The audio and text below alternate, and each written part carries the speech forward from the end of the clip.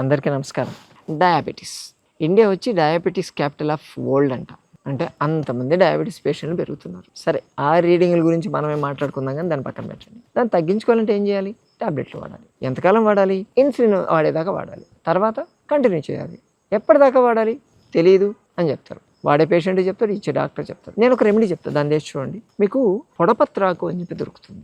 Ayurvedic మూలికలు అమ్మే షాపుల్లో దొరుకుతుంది. ఇప్పుడు సూపర్ మార్కెట్లో కూడా పెడుతున్నారు. పొడపత్రాకు తీసుకోండి.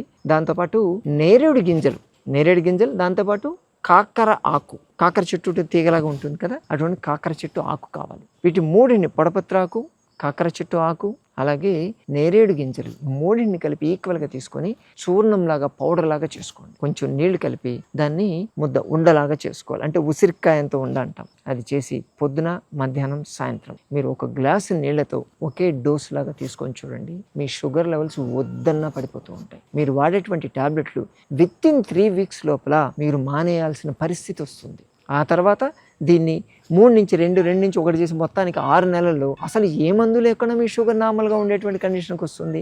మందు వాడాల్సిన అవసరం లేని పరిస్థితి వస్తుంది. బాగుందా బాగాలేదా? వాడి చూడండి.